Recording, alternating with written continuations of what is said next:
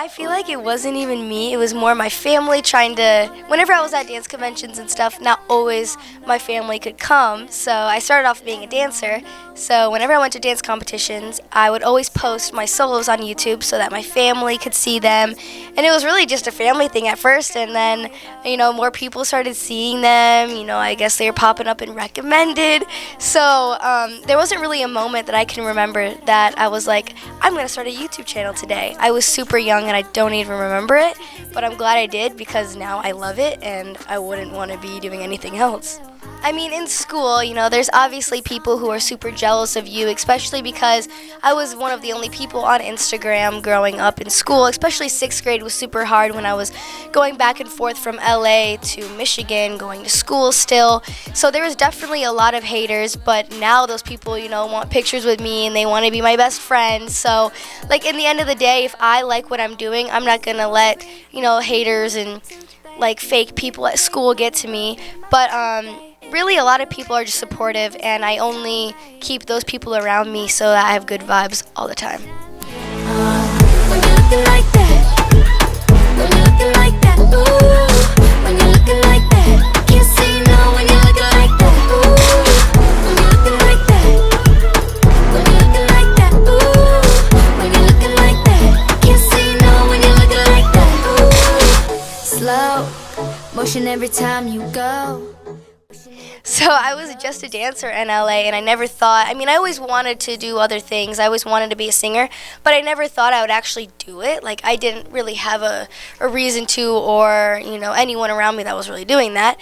So one day I got an audition to be in a girl group, and it was originally supposed to be a Nickelodeon TV show, and I ended up booking the girl group job, and it was me being a rapper in this girl group, and everyone around me was singing. So eventually I wanted to start singing with them, and when I left the girl group, I took singing on full-fledged. I was in vocal lessons every single day, or twice a week, 3 times a week, and now singing is what I want to do, and I never thought that I would be able to be doing it. Whenever I go home, I'm not thinking about, this life and this side of me. I go home and I'm the same person I was 10 years ago when I lived there.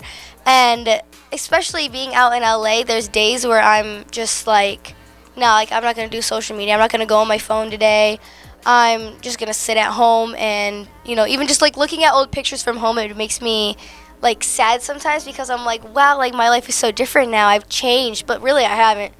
I can just go into an LA place and just Snapchat something funny, but if I do that in Michigan, people literally look at you weird or judge you, but it's so normal when you come to LA.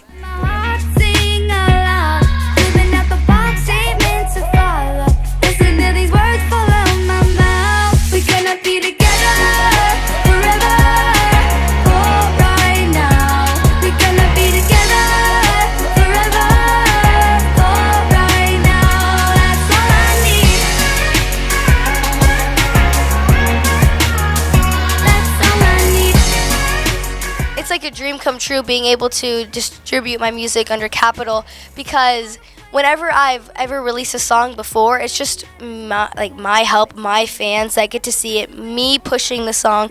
So now that I have help with me and people who have been supporting me and just making my dreams come true, it's super crazy and surreal, because even just literally if I stayed in Michigan and didn't live here, none of that would be happening. And just releasing songs through them helps so much. Just get a new audience, and pushing it really helps. Well, my most popular cover I have on YouTube is Banji by Sharaya J. And one day I was just singing it in my kitchen, probably the first time I was ever rapping, literally. My mom called up a producer that we knew, and the next day I was in the studio and I recorded it. It was all for fun, all for fun. I had no idea it was going to blow up. I had no idea it's going to be what it is today. And now the video has 40 million views. We recorded the video on Easter, April of 2013, I think. So it was just something I wanted to do for fun, and now it's up there. If I feel that's a thing if you guys want to do something out there and you don't know how, like what is going to come out of it, like the most random thing that you don't think is going to happen, it's crazy what it could be in the future. So with my newest song, Bad Little Mama, I think I've had like 9 singles now to name, and being in the studio, we made the beat from scratch. I was there from beginning to end of the song. Bad Little Mama was just inspired by me. They always called me Bad Little Mama, and I was like, let's just do a song like that. So that was the whole song concept, was just what they had me nicknamed. And with the beat and everything, I wanted it to be more hip-hop vibe than just a pop song, because I came from a hip-hop background in Michigan. And that's just what it was. And we recorded this song in like 40 minutes. And actually my voice is in the chorus, which a lot of people don't know because it's super auto-tuned down. But yeah, like I was just super a part of the process, and it's my favorite thing, having a song come to life from scratch. Yeah, I eventually want to be able to produce. I feel like that would be super cool because I watch so much and I'm so intrigued by it that I want to learn how to do everything so I can make my own beats, and that'll even make the music more personal to me. Hi, my name is Jordyn Jones, and you've just been buzzed.